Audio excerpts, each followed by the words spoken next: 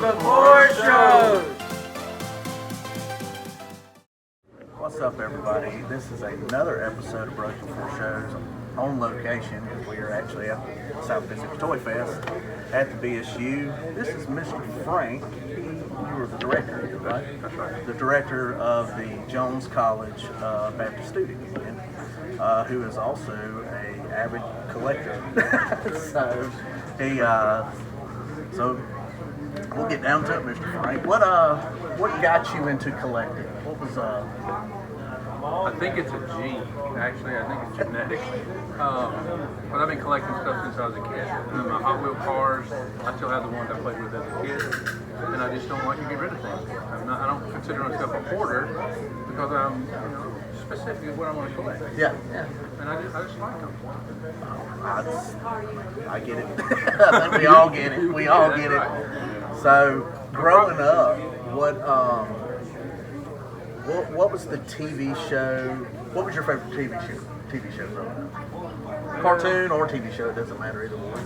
So cartoons, I just like Saturday morning, and I remember Rocky Bullwinkle, those kind of the old school cartoons, and then A-Team, Little House on the Prairie, those kind of sitcoms that were in the 70s.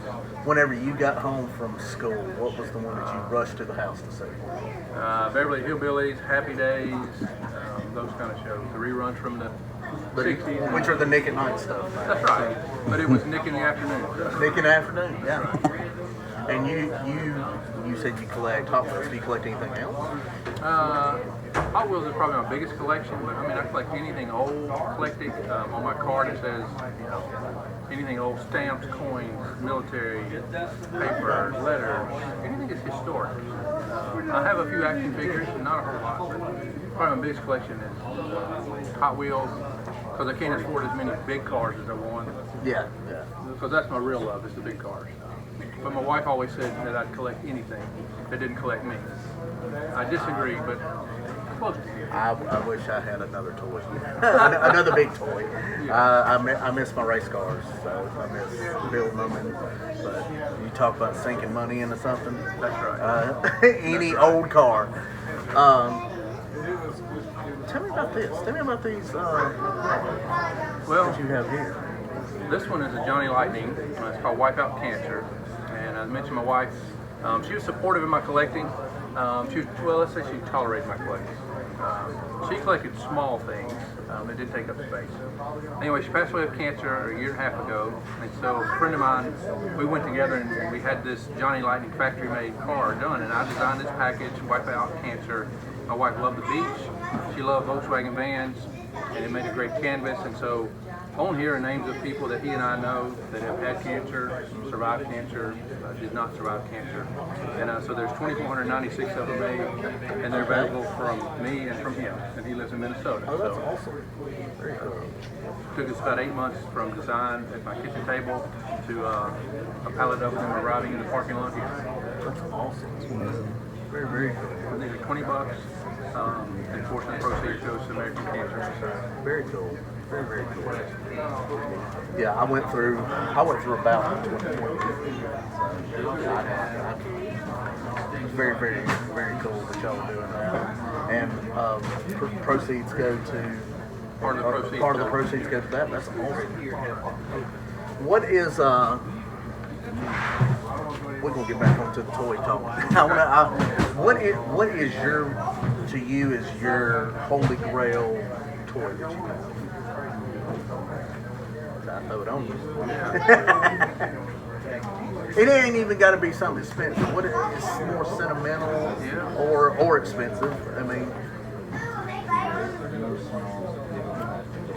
when I started collecting Hot Wheels again in the 90s, 93, 94, then in 95 they came out with the Treasure Hunt series, and those were one of 10,000. And so I started wanting to complete the full set of those, and I did, and then I gave some to my brothers. Those sets are very expensive today, but the thing that really gets me is if there's a variation. This one that came with chrome wheels, there was a few with gray wheels. Okay. So I want the gray one. So it took me from 95 until this year to get every variation that I know of in that set. And then I learned of another. And how many are in that? So there's 12 in the set, and there are 4 of them have variations that I know of that I've collected. So 16 or 17. And some of those are really hard to find. So, and I'm going to ask you this because I'm very curious on this also.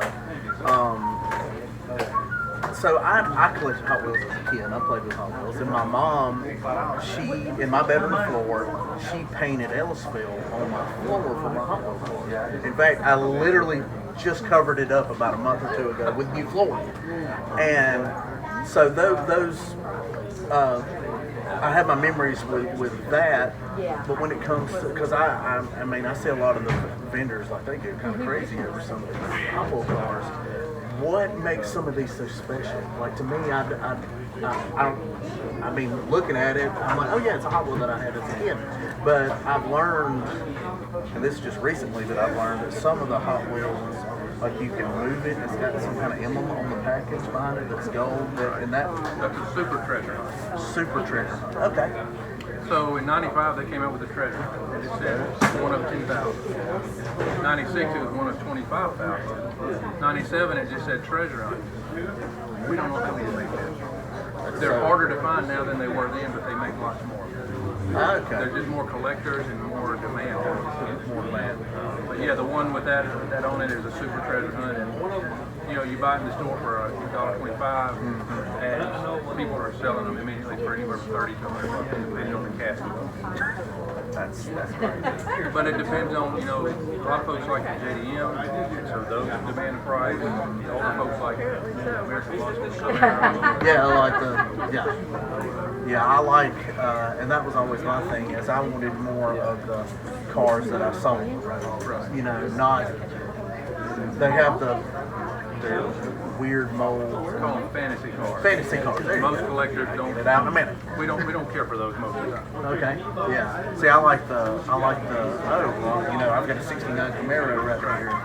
And to me, they were more relatable. In my little city that I had, that's what I wanted. I didn't want the fantasy cars.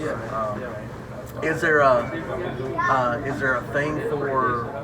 You said that most collectors don't care for the fantasy cars? Not really. Okay. I don't know why they make them, but kids play with them, and some of them race well on the track.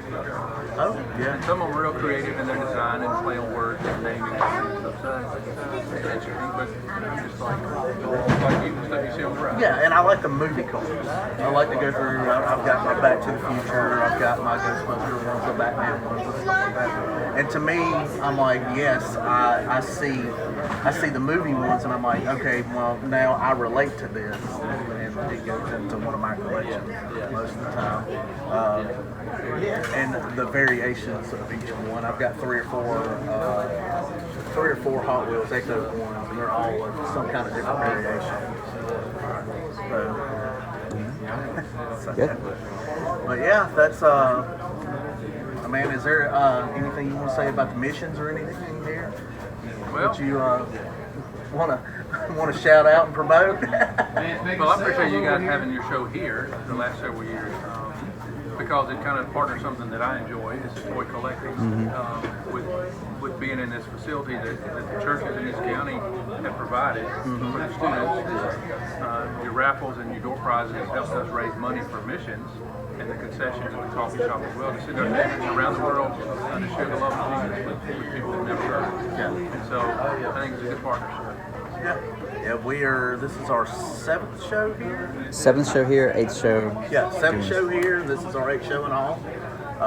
And we, you know, everybody likes coming here, and it's easy to get to. So we've been to some shows that are not easy to get to. I'm glad that it's a good one. But yeah, that's Mr. Frank, everybody. He's the director here at the BSU, and if we'll make donations to the BSU for their missions or anything, you can contact him. And yeah, that's.